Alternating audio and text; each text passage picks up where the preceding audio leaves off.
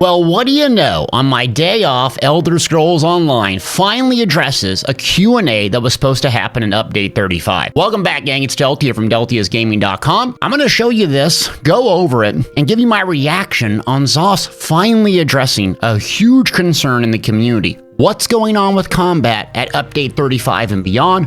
Where are we headed? And why are you making the changes? We got some answers. So here we have it. This is from Brian Wheeler, PvP in Combat Lead, coming from the horse's mouth, going over the exact details. Link in the description below if you want to read this in your entirety. I'm going to scroll down here and read and give you my reaction to each little particular part of this.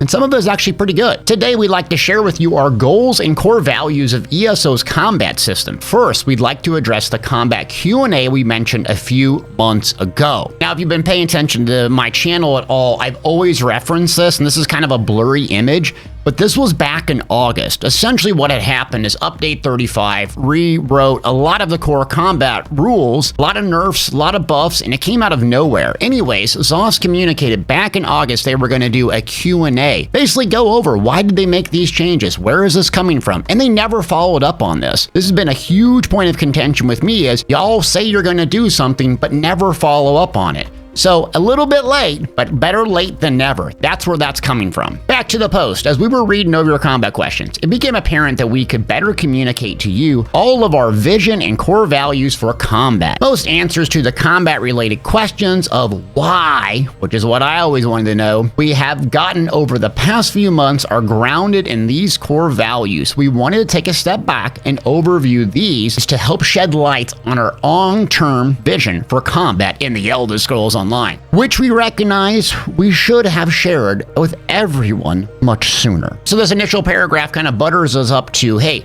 what is our principles? What do we have a vision for, and where are we going with this in the future? Next paragraph. So what is our vision for ESO combat in a nutshell? We want combat to feel fun and rewarding to all players. We have a wide variety of players with unique interest and motivation for playing, so we recognize that what feels fun and rewarding is a little different for everyone. Our goal is to strike a good balance, and just like our community has evolved over time, so has the needs to address things that didn't align with our core combat values. It's also worth noting that these values are aspirational, not hard rules or a define of the current reality. They are values to which we aspire with combat design and what we strive to meet when considering adjustments to combat in ESO. What I take away from this paragraph is they continue to say wide audience. What that means is a lot of folks are coming in from Skyrim. In fact, everyone in the stream usually says, yeah, I was playing Skyrim and I wanted Skyrim with friends. In that game, the combat is really not the emphasis of the game, right? It's environment. You'll see a lot of people in random dungeons just sitting there doing light attacks or heavy attacks because, frankly, that's mostly what you did in Skyrim. And so I think they're catering to the wide audience, meaning not the 1%er who is really, really good at combat and parses 120,000 DPS. The game is not made for that individual. And this game is quite complex, which we're going to get to a little bit later, because it's not just managing a 1.5 second cooldown. You have movement, you have dodge, you have your resource management, you can heal yourself. Even as a DPS, that's what always appealed to me as Elder Scrolls Online. So I think they have tuned the game for a wider audience, meaning not the 1%er who just lives for high DPS parse numbers or to basically 1vx in PvP.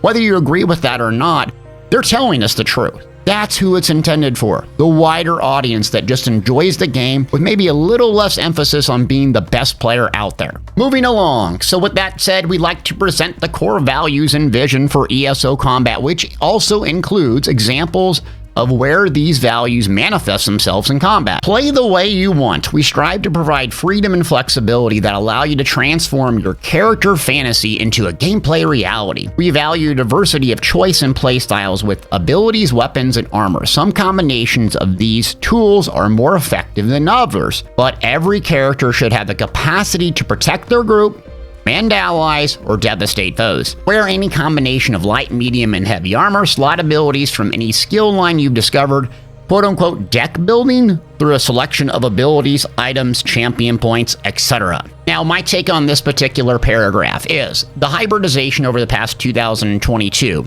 has seen some good and bad. I would say the bad is at the top end, PvE specifically, almost everyone's playing the exact same build, with very little class identity. Most people are using goofy Fighters Guild main spammable, leaning on medium armor, and not using a whole lot of magic, playing primarily melee range. That doesn't mean that you can't, or you can not play magic, or you cannot use a bow, whatever.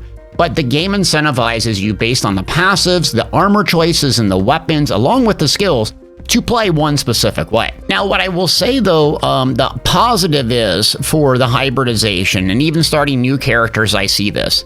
The game is way less punishing for a person that doesn't know the meta, skill, morph, ability, race, whatever. In the past, it was way more punishing if you took a magic-based morph as a stam user, or if you took a stam-based morph as a magic user. That skill would be terribly ineffective. Now, it's actually really effective. And so you see the hybridization, which means most people are leaning on stamina, but using a lot of magic abilities. But as a beginner player, or someone who's new that doesn't research all this and know all the skills, it is a lot less punishing. So again, they're going with the larger scale approach versus the top 1%er. The downside of this is you're going to get some homogenization, the removal of class identity, and pigeonhole basically everyone to playing one specific way at endgame if you want to play optimal. Now you can play suboptimal, get away with it, little bit different skills and weapons and so forth, but it's really emphasized, hey, play this specific way. Moving along to active combat, we believe combat is more engaging when you're on the move and continuously taking actions. Battles should be exhilarating with threats and opportunities coming fast. You feel empowered to respond in kind. In any given moment, you should have options for reacting to your opponents and shouldn't be held back by long waits between actions. This requires controls to be responsive, lag, and consistent so you feel connected to your character and in control of the outcomes of your battle. For example, block, roll, dodge, bash, interrupt are not constrained by global cooldowns. No ability cooldowns and a short global cooldown. Most abilities are instanced with cast times being the exception and weapon swapping. So what does this mean? Well, their core value is the combat is a blast in the Elder Scrolls Online. Unlike other games, specifically tab target games, it's really hard for me to go back and play a World of Warcraft style game because the global cooldown is quite long and I can't dodge, I can't bash, and I love those mechanics. In fact, Elder Scrolls Online combat becomes a little bit about managing your cooldowns, like specifically damage over times and heals over time. You gotta pay attention to those, but it becomes a lot more about movements, instincts, reacting, and then managing your resource pools, right? So in PvP, you have basically 2 heals is what I normally use. I got Vigor, I got a Burst heal. So I'm constantly looking at my resource pools and going, I have 2 pools to pick from. They're not on any cooldown, so I can use them, spam them over and over if I want. But the smart play is to kind of manage your resources and look. And this is core to their value. They want the combat to be snappy, to constantly be moving, and not just being stationary. And for me, that's one of the things that keeps coming back to this specific game, is I love the diversity in the characters and the play styles, picking something up, and it just feels rewarding the combat. Now, some classes more so than others, especially right now, Templar, you know who you are. The lack of a global cooldown on abilities, the fact that most of them are instance and not channel based, and I don't have 30 abilities to pick from, and managing a bunch of them that are 2-3 minute timers is why I love the combat in Elder Scrolls Online. And that's core to their principles, and I'm glad they're sticking to it. Next up is Mastery. Whether you've played for 10 minutes or 1,000 hours, there should always be something to learn to or improve upon. The loop of learning should be consistently fun and rewarding. Our combat is designed to challenge you along 2 primary paths: character building and skillful execution. Outside of combat, your character build should test your ability to refine a large number of choices into a proficient engine for battle. Tests of skillful execution occur during battles, challenging you to realize the potential of your build and outperform opponents in fast-paced active combat. And then some bullet points here. Builds consist of combinations of abilities, items, and champion points, real-time resource management, health, magic, stamina, ultimate, optimizing ability rotation and timing, light attack weaving, group builds, and synergies. Kind of more to the point here, and my reaction on this is, it's basically what I've just said, is that this, and the combat in Elder Scrolls Online is almost impossible to master. I love the PvP element of the game because it's a lot more instincts. PvE is really about fine-tuning your timing, knowing the property ability to use and when, light attack weaving, syncing up your ability cooldown with your light attack cooldown, and it's almost impossible to actually master that. You'll see a few people online like Skinny Cheeks and others that are parsing these huge, massive numbers, but you don't see the hard work they put in behind the scenes, just beating on parse dummies for hours and hours and hours to get that level of proficiency, and it's amazing. But remember, the game and the content in this game isn't meant for the 130,000 parse warrior out there. It's meant for you and I, the average player. And the ability to basically never master it or even get close is what keeps me coming back. And even you can play a different class, different playstyle, learn a whole different role, and this is really what they're aiming for. Moving along, Elder Scrolls Inspire. The Elder Scrolls has captured the hearts and minds of millions of players over decades. Did Todd Howard write this? And we strive to honor the series' traditions as an online multiplayer world presents some unique challenges, constraints, and opportunities. But fans of the series should feel a sense of familiarity within our character and combat experience. The lore and mechanics from previous game should serve as an inspiration and, when possible, a foundation for ESO combat. Health, magic, and stamina as attributes, class selection does not define or constrain role, skill lines are discovered and leveled up by using them. Many skills are staples from previous test games, werewolf, heavy armor, mage's guild, etc. Moving on a little further, over the course of ESO's development, we've used these values as our guiding principle along with feedback from the community and hard data metrics. Outside of some outstanding combat bugs, we believe taking all these into account has gotten combat in a better place, where ESO is more enjoyable for the variety of playstyles.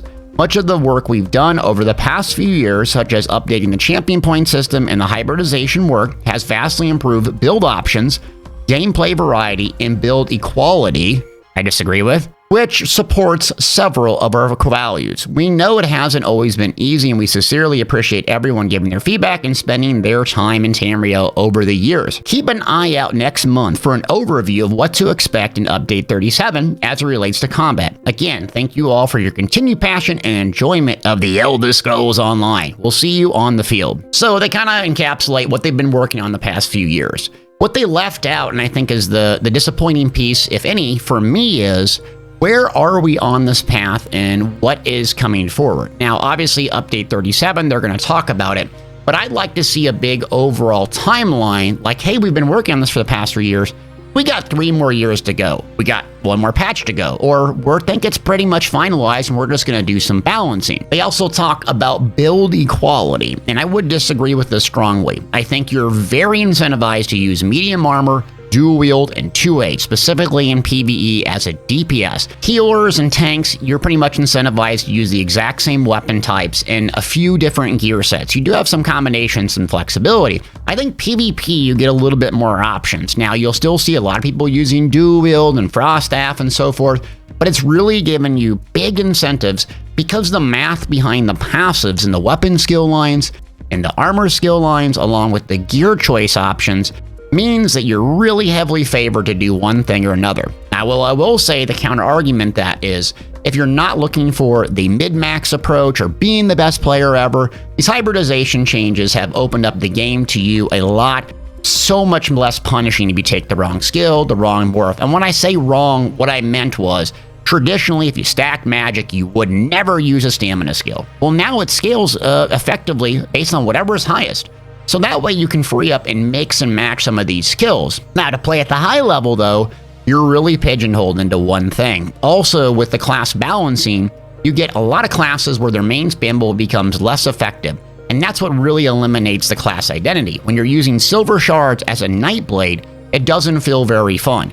When you're using Silver Shards or Rapid Strike as a Templar, you don't feel like a Templar. Using Molten Whip on a Dragon Knight feels fun. And that's why the class identity in those specific classes, maybe even a Necro, a Scythe or something, really makes those classes way more fun for me to play than something like a Templar, where I'm pretty much forced and optimized to play one specific way that feels clunky and goofy. Now, is this a perfect post? Does it solve everything and everything's rainbows and sunshine and Elder Scrolls Online? There's no problems. No, look, we got tons of bugs. PvP hasn't got any attention. The servers are still a mess.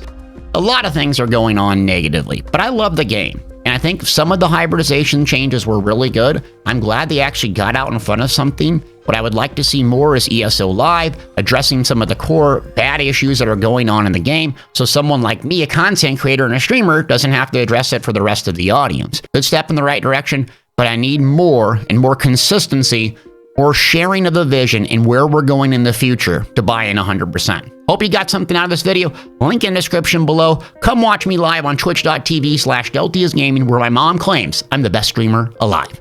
Thanks for watching.